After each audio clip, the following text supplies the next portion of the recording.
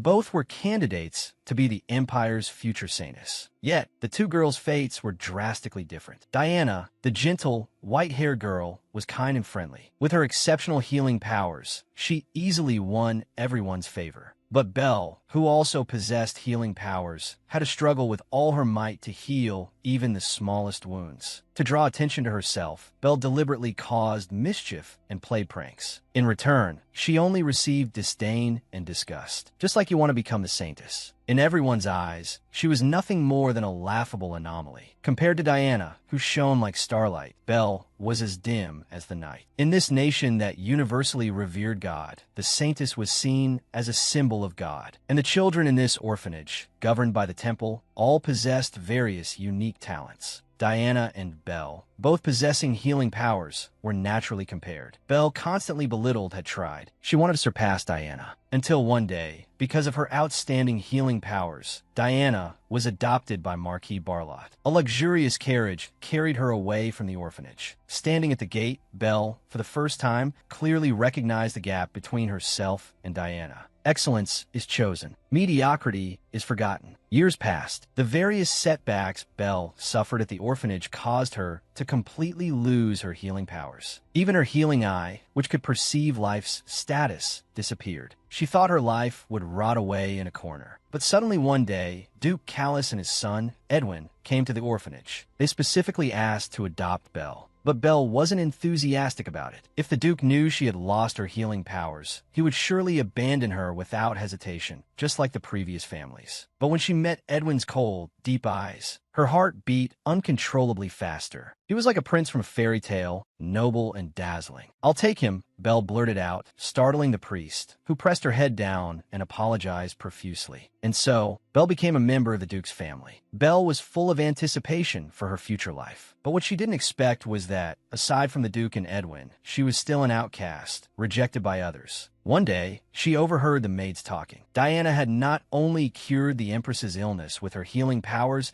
and successfully become the new saintess, but she had also become Edwin's fiancée. Hearing this, Belle snapped. Rage instantly consumed her reason. She rushed forward, pulled the maid's hair, and yelled, "Diana again. I've really had enough." No matter how hard she struggled, it seemed she would always live in Diana's shadow. Now, she had to watch Diana take away the most important man in her life. When Belle's rage towards Diana reached its peak, a person claiming to be a confidant of the crown prince found her. "Do you want to stop Diana and Edwin's marriage and seize the position of saintess?" The person told Belle that Diana's Marquis family was colluding with the second prince to assassinate the emperor and stage a rebellion, and they handed her a letter. "This is proof of their treason. All you have to do is place this letter, along with poison, in the Marquis's belongings." Although Belle felt something was strange, why would such an important matter be entrusted to her? Blinded by rage, she ultimately took that step. But Belle never expected that this was an elaborate trap. Diana suddenly vomited blood at a gathering, directly accusing Belle of being the poisoner. Although Belle hadn't poisoned her, she was caught on the spot with poison on her person. The treasonous letter was also conveniently found in her room. Thus, she was charged with treason and rebellion. Later, Belle learned that she was merely a pawn in the power struggle between nobles. It was all a conspiracy by the Marquis and the second prince. They exploited her desperate desire to replace Diana and framed Duke Callus and the crown prince. The Duke's family, once possessing centuries of glory, fell from grace because of Belle's involvement. Standing on the execution platform, Belle finally realized how pathetic her life had been. Like a clueless cannon fodder villain in a third-rate novel, she hastily ended her life. However, she didn't expect that the world she lived in was indeed a novel, and Diana was the beloved female lead. Every man related to the plot will fall in love with her. And Belle is an extremely vicious villainess who serves to highlight the female lead. Her only role is to showcase the heroine's true goodness and beauty. Belle regretted it. She regretted this short life, always spent in extremes and hatred. If she could do it over again, she would never be so foolish. Yet fate actually gave her this opportunity. Belle looked at her own childish face in the mirror and realized she had actually been reborn. After calming down, she discovered that her previous life seemed to be different from the plot in the novel. In the original story, the Duke's family didn't fall because of her. Because after Belle was captured, they chose to cut ties with her to protect their family. But in her past life, the Duke's family was dragged down because of her. Why did such a thing happen? Thinking of this, Belle felt extremely guilty. Without her, they wouldn't have ended up like that. At this moment, the orphanage teacher suddenly burst into the room. She told Belle to copy scriptures. You're also a saintess candidate. Look how excellent Diana is. She was adopted by nobles long ago. Look at your handwriting, so ugly. How can you compare to her? Belle recognized her at a glance. Wasn't this the teacher who loved to torment her in her past life? Seeing Belle staring at her fearlessly, the teacher pushed her down in anger and then coughed violently. Belle continued to stare at the teacher because she saw the teacher's life flame turn blue, and blue represented an incurable disease.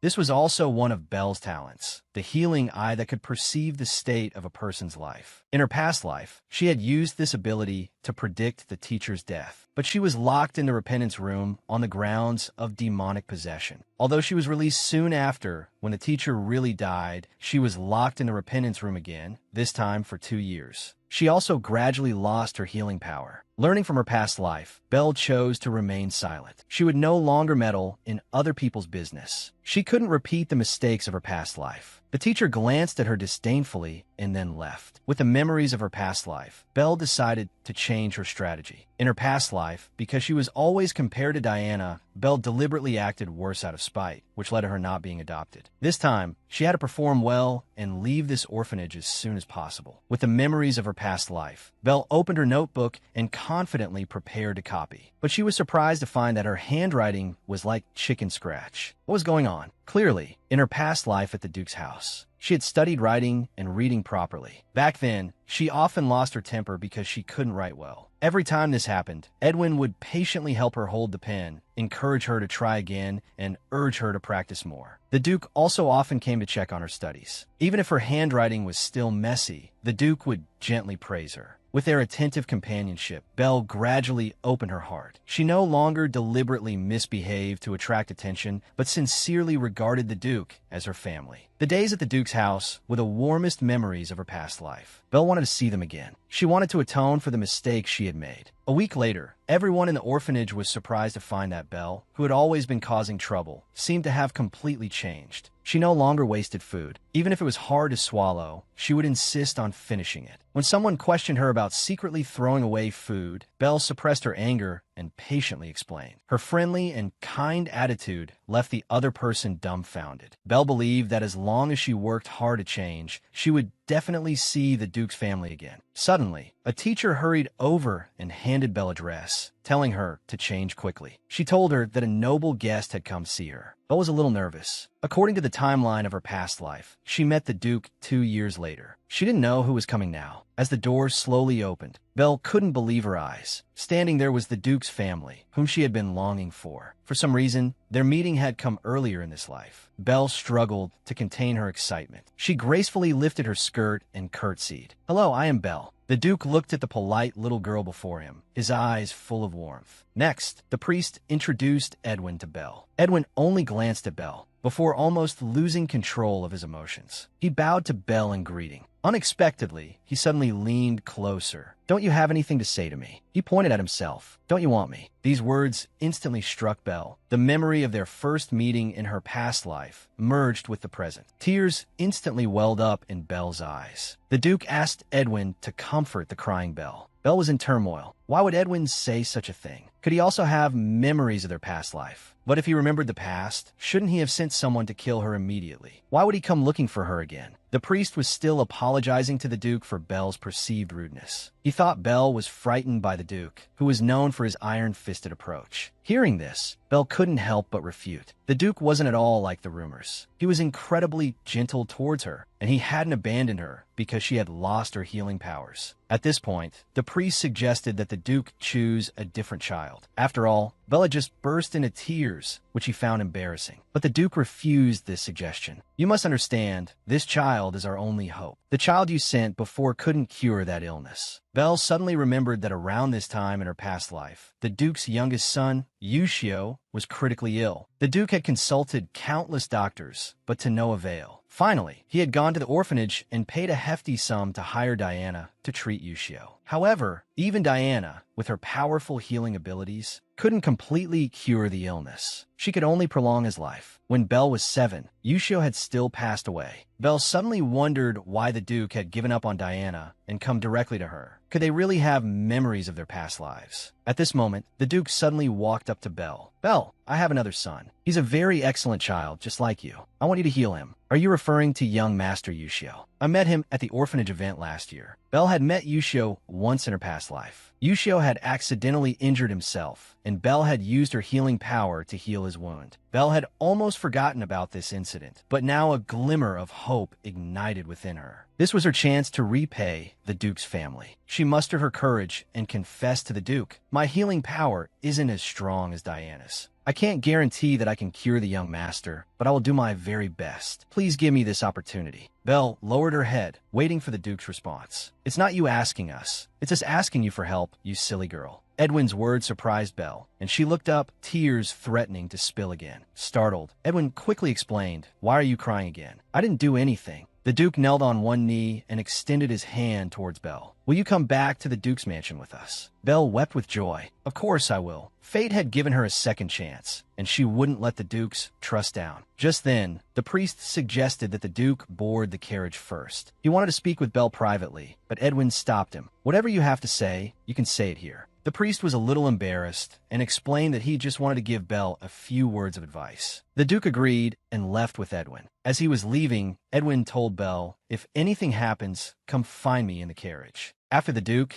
and his son left, the priest immediately dropped his pretense of kindness. He warned Belle to provide minimal treatment, just enough to show some improvement, and then return quickly. Belle remembered, this priest, who constantly spoke of benevolence, was a greedy and selfish man at heart. He didn't care about the young master's life at all, but worried that if I couldn't cure the illness, I'd have to return the Duke's enormous payment. It turns out this has always been the orphanage's unspoken rule, intentionally prolonging treatment without fully curing the patient to ensure a continuous flow of fees. And Diana, as the orphanage's star, is the only one qualified to truly heal important figures. Insignificant replacements like me only exist to highlight Diana's prowess. Even Diana can't cure the young master's illness, yet the priest would rather watch the child die than let me try. To him, preserving Diana's reputation as the strongest healer is paramount. I don't intend to follow his lead. What if I can cure the young master? The priest's expression immediately darkened. Are you possessed by an evil spirit? Do you want to end up like Ishmael, locked in a confession room? I suddenly remembered that boy. He once possessed a miraculous gift, but lost it in the dark confines of the confession room, becoming mute. The priest threatened me. Ishmael was possessed by an evil spirit, so God revoked his blessing. But you, Belle, are a candidate for sainthood. As long as you obey, God will bless you even more. I heard this countless times in my past life. It made me believe that with enough effort, I could surpass Diana.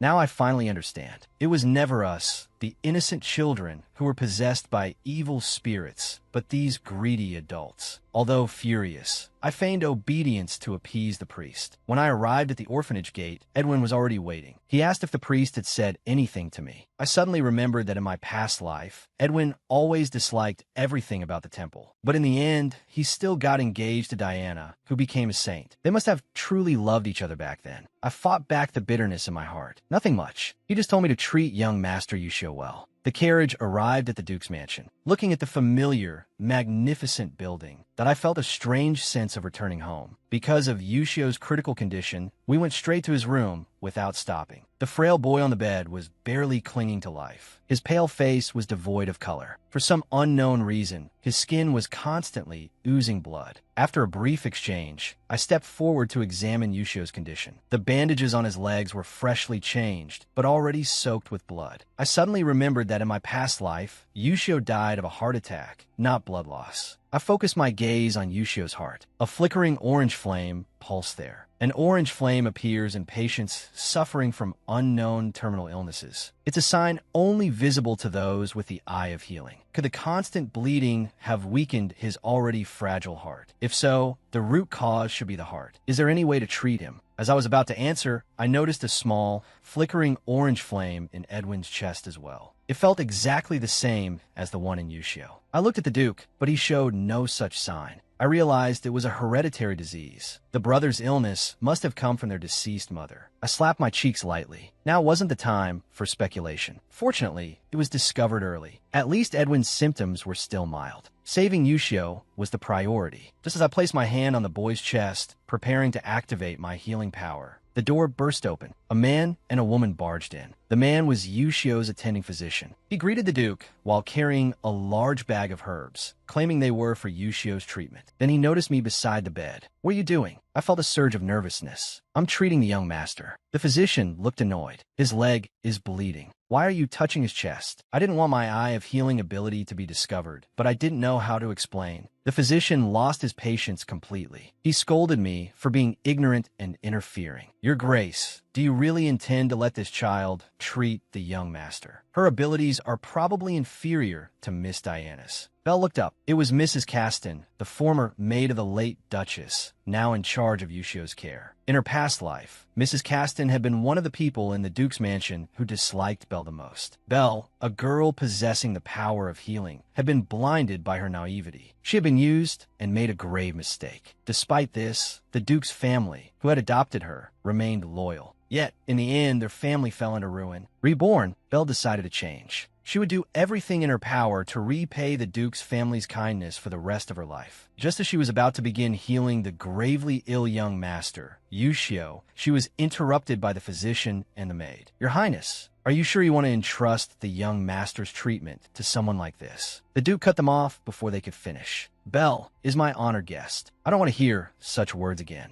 I cannot stand by and watch my child die." The physician wanted to argue, but met Edwin's icy gaze. "Are you questioning my father's and my judgment?" The physician dared not object further. Belle watched this scene with a sigh. Edwin was always so calm and rational. "Can we begin the treatment now?" "Yes, I'll start now." A faint light emanated from Belle's fingertips. In reality, the healing power within her was vast as the ocean, yet she could only release a tiny fraction. This was the reason why she had been unable to truly heal anyone. In her past life, she had been consumed by hatred and resentment, wasting her life meaninglessly. Now reborn, she was determined to abandon all negative emotions and truly accept herself. "Please, give me strength. Let me heal Yushio." The thin, thread-like light suddenly burst forth. Countless rays of golden, holy light surged from Belle, illuminating the entire room with a dazzling brilliance. The powerful force impacted everyone. Edwin watched through his fingers. He saw the healing power gathered in Belle's hands, slowly flowing into Yushio's body. As the light gradually dissipated, the physician hurried forward to check. Yushio's leg wound had stopped bleeding and was scabbing over. Belle was breathing heavily, her energy nearly depleted. But Mrs. Caston questioned Belle, "Why hasn't the young master woken up yet?" "As I thought, you shouldn't have let this orphan of unknown origin near the young master." But the next second, Yushio sat up. He rubbed his sleepy eyes, confused. "Why is everyone here?" Seeing Yushio, who had been on the verge of death, recovered. Everyone was overjoyed and surrounded him. Belle stood quietly to the side, relieved that the treatment had finally worked. Then Yushio noticed Belle in the corner. The Duke told him that Belle had healed him. "Oh, it's the pretty sister. You finally kept your promise." Before Belle could understand what he meant, her vision blurred. Extreme fatigue made it almost impossible for her to stand. Seeing this, Edwin quickly stepped forward. "Are you all right? Do you need to rest?" Before he finished speaking, blood suddenly gushed from Belle's nose. As everyone watched in shock, she fainted. In a daze, Belle fell into a memory. It was last year, at the orphanage's celebration of the god's birthday. Children with various talents were showcasing their skills. To avoid the patients who came for treatment, Belle would always hide alone in the small woods. Sure enough, Belle found herself in the woods. And at that time, she was treating Yushio, whom she had encountered by chance. So, even back then, Belle had already been trying to heal Yushio's heart. But her abilities weren't enough at the time, and she hadn't succeeded. Then, an attendant came looking for Yushio, scaring Belle into running away. She didn't forget to make a promise to Yushio. "The next time we meet, I will definitely cure your illness." Belle remembered. That year, she had met a lost and injured Yushio in the woods.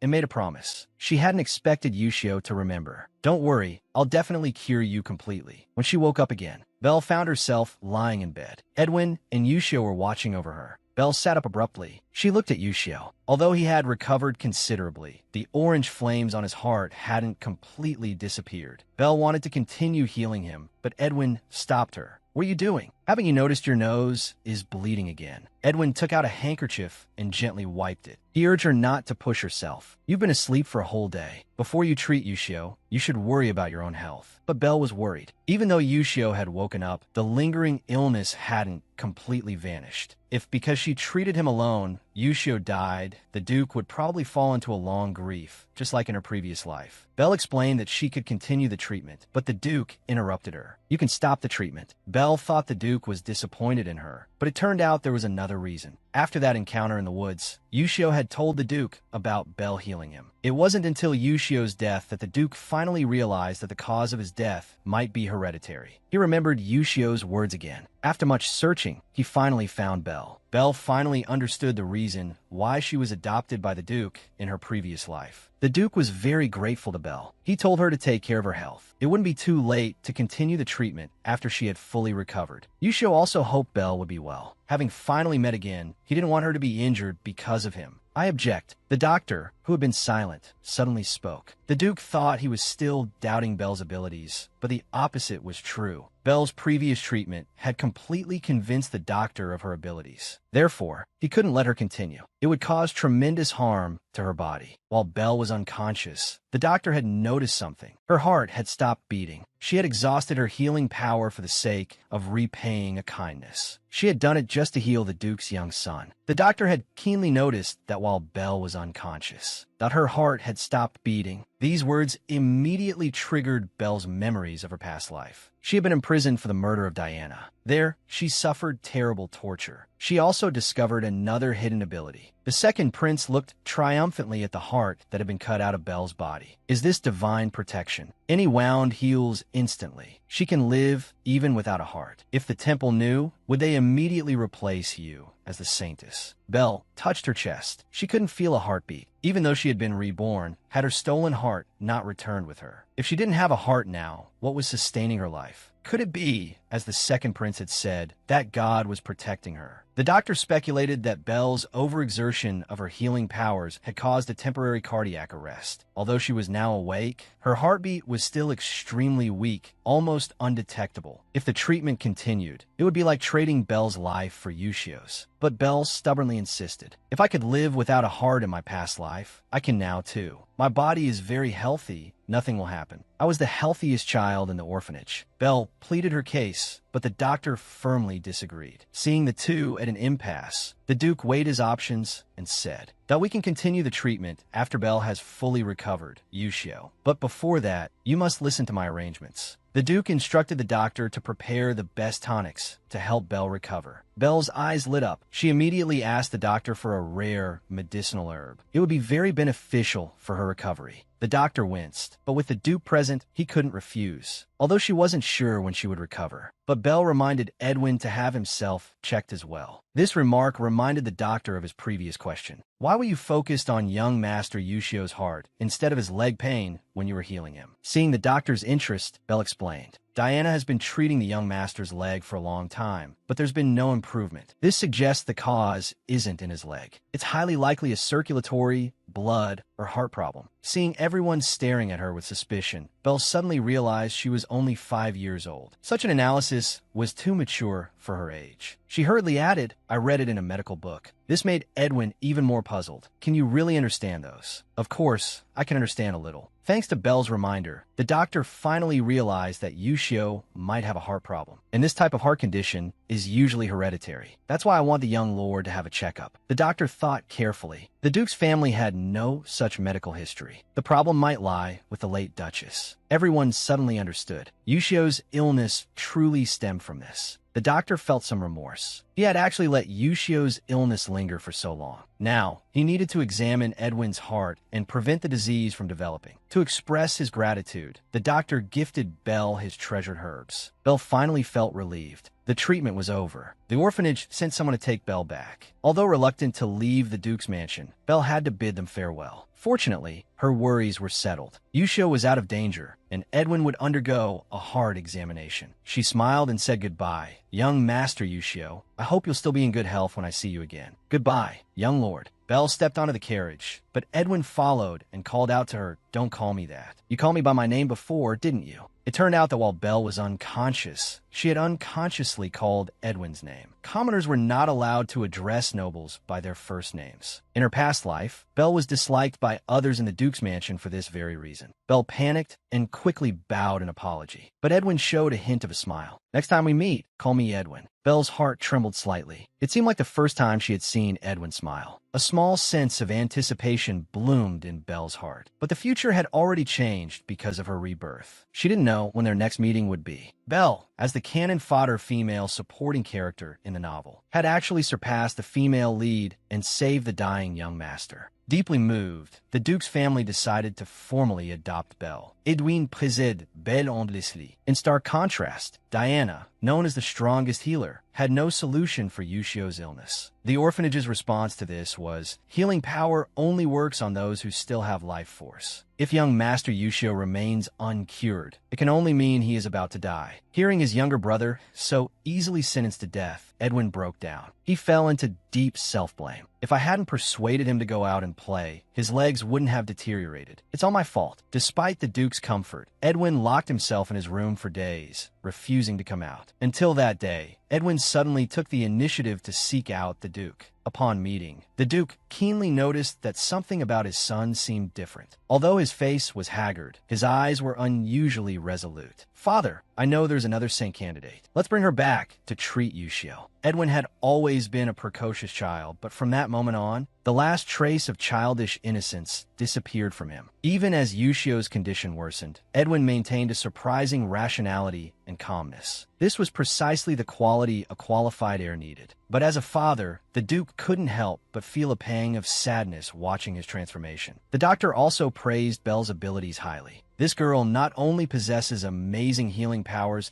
but also seems to know a lot about medicine. However, the doctor always felt that there was something special about Belle. Her blood-red eyes, as if he can see right through people. It gives me a strange sense of unease. It couldn't be because he took your precious herbs, could it? But the Duke didn't mind at all. He was very fond of the child. "Don't you think she's like a little rabbit? Very cute." Edwin agreed. "I think so too. Her eyes are especially captivating. The way they sparkle like a beating heart." Meanwhile, Belle had returned to the orphanage. The priest, with a grim expression, demanded to know why she had cured Yushio's illness. The priest threw her a document. It was an official letter from the Duke of Kalisa's mansion. The first point was to adopt Belle and sponsor her to become a saint. The second point concerned the orphanage. Due to Diana's ineffective treatment, the Duke's mansion, while not demanding the orphanage return the substantial fee, required a detailed list of all expenses. Belle, amidst her joy, was also confused. Since the Duke now knew the cause of Yushio's illness, he could simply have the doctor prescribe the right medicine, or call her back for treatment when needed. Why go to the trouble of adopting her? The priest gripped Belle's shoulder tightly. "Didn't I tell you to just pretend to treat him?" Belle hurriedly explained that she had indeed only used a little bit of her power. She hadn't expected it to be so effective. This must be a miracle bestowed by God. Utter nonsense. The priest had completely snapped. His face was contorted. His entire head was enveloped in strange purple flames. "You dare ruin everything for me. That brat should have died." Belle was too shocked to speak. Could it be the priest never intended for Yushio to live? Belle tried to argue,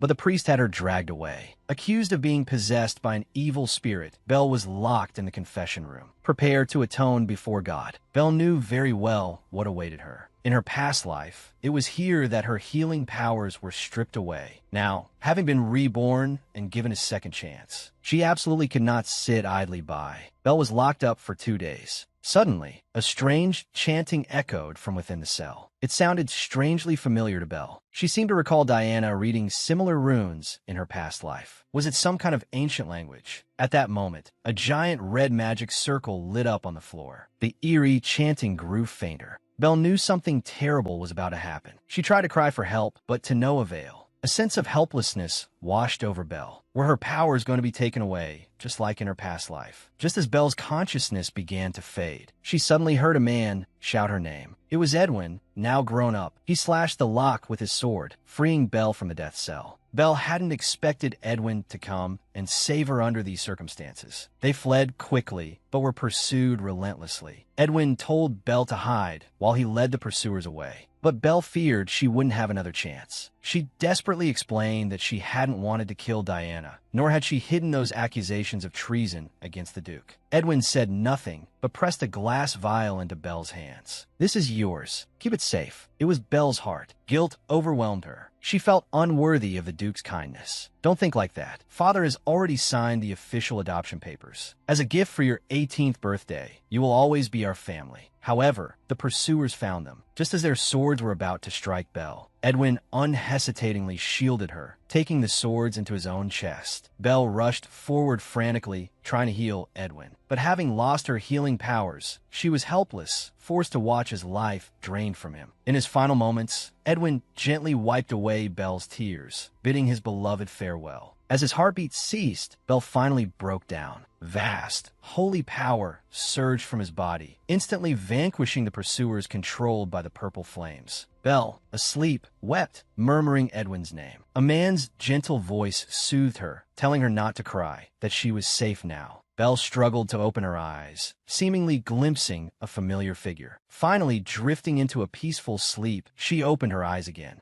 only to find herself held in the Duke's arms. Belle realized she was saved. The priest, the culprit, rushed in, shocked by the Duke's sudden appearance. The Duke handed Belle a small pouch. "This is the medicine you got from the doctor. Keep it safe." Belle Sudonly understood. This must have fallen out when she was dragged into the confession room. The Duke, finding the pouch in the hallway, realized something had happened to her. The Duke set Belle down, his gaze, sharp as a knife, fixed on the priest. "You better explain why Belle was locked in this prison." The priest hastily explained that it was an exorcism chamber. Belle was possessed by an evil spirit after returning from the Duke's mansion. She needed an exorcism ritual here. The Duke, with a cold laugh, drew his sword. "I think you're the one possessed by an evil spirit. Shall I perform an exorcism on you?" Just as the blade neared the priest's throat, an old and majestic voice boomed. "What is the meaning of this?" Everyone turned in shock. It was Montimus, the Pope of the temple. "I heard the Saint Candidate had cured your child's illness, so I came to offer my congratulations." The Pope walked slowly towards them. Hearing this, the Duke sheathed his sword. But when I arrived, Belle was locked in a prison. The priest hurriedly explained to the Pope, "This is just a room for disciplining children. Didn't you authorize me to handle all the children's affairs?" The Pope ignored him. He walked directly to Belle and asked gently, "Child, do you remember me?" Belle suddenly realized this might be the perfect opportunity to expose the priest. Belle didn't sense any ominous aura from him. Perhaps she could trust him. "I remember you. You are the Pope. I met you when I first visited the temple." The Pope looked at Belle kindly. "Then tell me, what did the priest do to you?" "This place is called the confession room. The priest said that disobedient children are possessed by evil spirits and must be locked up here. But please believe me, I have never been possessed by an evil spirit." Years of suppressed grievances turned into tears streaming down her face. The Pope gently stroked her hair and immediately ordered the priest expelled from the temple, and all those involved would be severely punished. Belle wanted to reveal the truth about the confession room and how it stripped children of their abilities. But she had no proof. Even the Pope couldn't decipher those ancient runes. She had to let it go. However, it was comforting to know that such incidents were unlikely to happen again. The Duke proposed handing the priest over to the Imperial Investigation Bureau for a thorough investigation. This matter involved Belle, and he would not let it go. The Pope agreed and entrusted the Duke with handling the aftermath. Belle watched the Pope's departing figure. A white aura, symbolic of aging, surrounded him. This was the irreversible law of nature. Belle could only silently pray for him. Before leaving, Belle saw the priest one last time. Upon seeing her, he erupted in curses, the strange purple flames igniting on his head once more. Belle Sudonly remembrait. These flames were identical to those on the heads of the soldiers who hunted her in her past life. If she could defeat those soldiers then, she should be able to subdue the priest now. "Let me exorcise the evil spirit within you." With a surge of power, the purple flames were instantly dispersed by golden light. The priest screamed in agony, then collapsed to the ground. The Duke,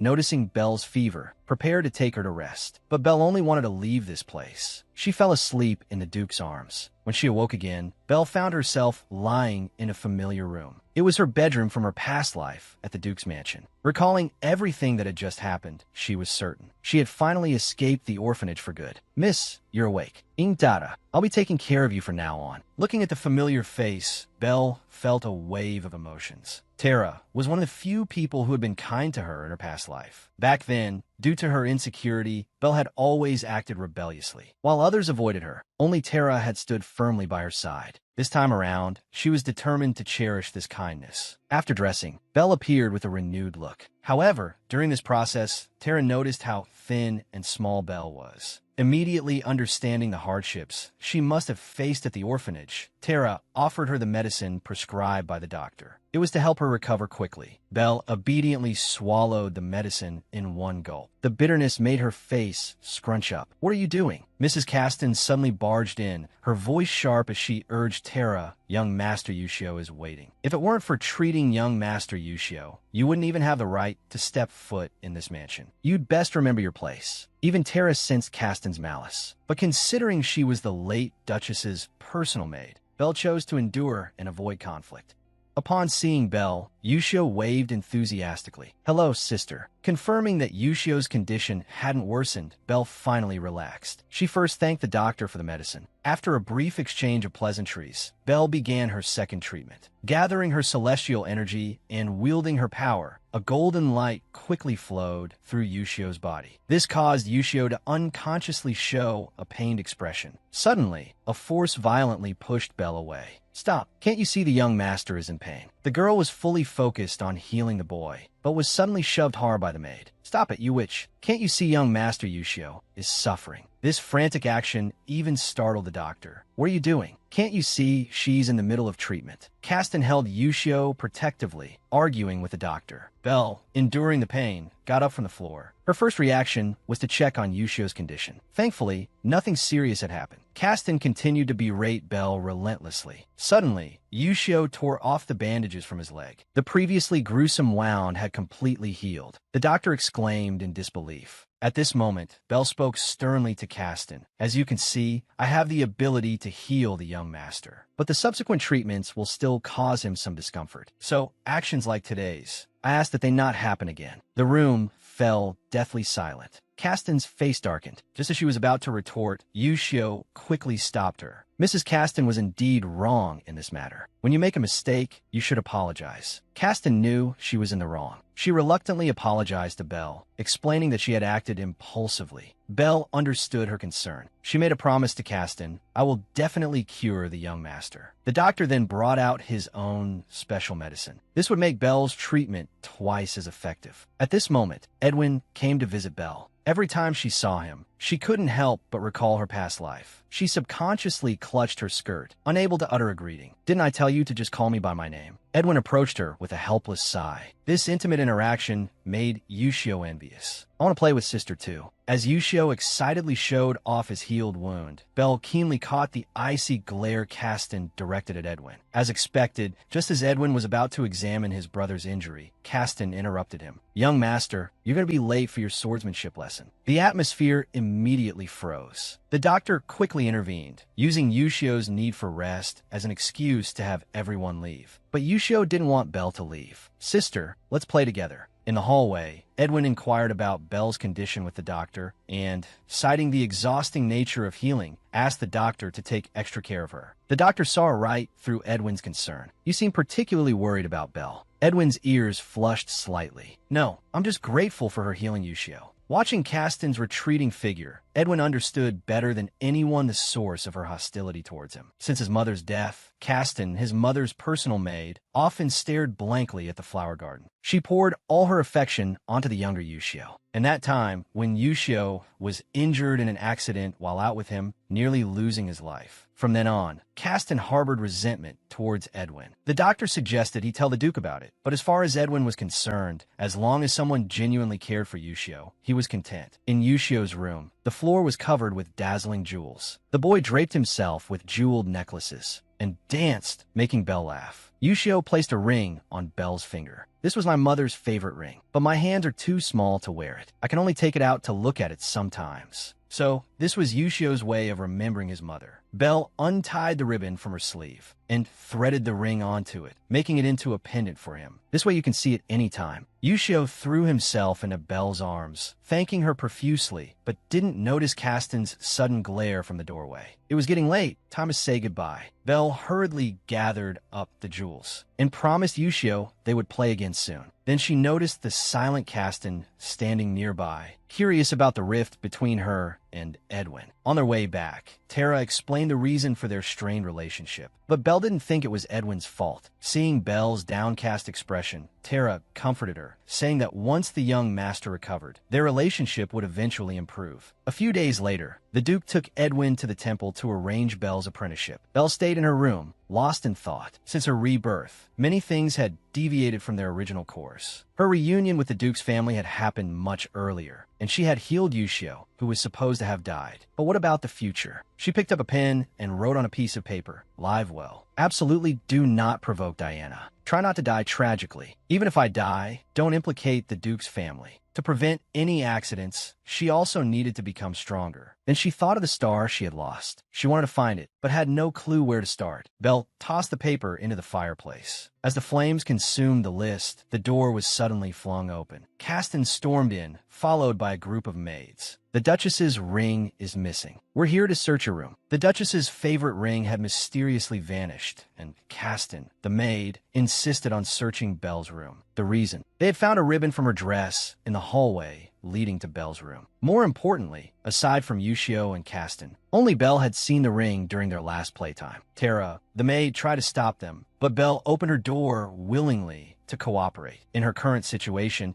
cooperating with the investigation was the wisest course of action. But to her utter disbelief, one of the maids found the ring hidden in a cabinet. Belle was stunned. "This is impossible." She frantically explained that she hadn't stolen the ring. "But why was it found in your room?" Faced with everyone's questioning, Belle was at a loss for words. Just then, Yushio rushed in, defending Belle, insisting she would never steal. Kasten busied herself comforting the crying Yushio. A young maid shrieked, "The young master has been deceived. If she didn't steal it, why was the ribbon the ring was tied with found in the hallway?" These words startled Belle. The only people who saw her tie the ring to the ribbon were Kasten and Tara. How did this maid know? Faced with Belle's questioning, the young maid became visibly flustered. "I have no quarrel with Miss Belle. Why would I frame her? Then allow me to investigate this matter personally." The Duke and Edwin returned unexpectedly. The moment she saw the Duke, the maid's forced composure crumbled. She hysterically pointed at Belle. "She stole the ring." The Duke's expression instantly turned cold. "Belle is family, acknowledged by me. More importantly, she is Yushio's savior. You accuse her without a shred of evidence. Where do you place the dignity of the Duke's house?" Edwin stepped to Belle's side. "Anyone who dares slander a member of the Duke's house will face the severest punishment." This unconditional trust and support moved Belle deeply. Under the immense pressure, the young maid finally confessed to stealing the ring herself. It turned out she had incurred a massive debt. Desperate to repay it, she stole the jewels and the ring. But she hadn't expected Kasten to discover the ring's disappearance so quickly. To avoid being exposed, she framed Belle. The young maid was dragged away. Belle was shaken. If the Duke and Edwin hadn't returned in time, she couldn't bear to think what might have happened. Realizing she had wrongly accused Belle again, Kasten was filled with guilt. She bowed to Belle in apology, reflecting on her own foolishness and recklessness and the harm she had caused. Although Belle graciously forgave her, Kasten felt she no longer deserved to stay in the Duke's house. Despite the Duke's attempts to persuade her to stay, Kasten insisted on resigning. As she left, Yushio clung tightly to the maid who had cared for him like a mother. Belle solemnly promised Kasten, "I will do everything in my power to heal Yushio. Although my abilities are not as great as Diana's, you are no less capable than Miss Diana. If I ever see Diana again, I will tell her she needn't worry about you anymore." It turned out that after Diana had visited the Duke's house to treat Yushio, she would occasionally mention Belle, expressing concern for her seemingly weak healing powers. Belle finally understood why many of the maids in the Duke's house didn't trust her abilities. But why would Diana say such things? Was it truly out of concern for her? With Kasten's departure, the attitudes of the other servants towards Belle shifted considerably. These days, after finishing Yushio's treatments, she would go to the woods to search for a pink-leaved herb. In the original story, this plant, called fairy grass, had astonishing beautifying effects and was therefore very expensive. But Belle had been searching for days without success. Suddenly, she heard the sounds of fighting in the distance. Belle stealthily followed the noise. She discovered Edwin engaged in sword training. But in the next moment, his sword was knocked away. Edwin sat on the ground, bruised and battered, but his eyes were fixed on the man opposite him. With swordsmanship like that, you still aspire to inherit the title. As the man taunted him, Edwin was knocked down repeatedly, only to rise again each time. With an heir like you, the future of the Talus dukedom looks bleak. Belle couldn't stand it any longer. This was nothing short of bullying. She dashed forward, demanding the man apologize. As Edwin watched in astonishment, she raised her small fists and launched a harmless attack at the man.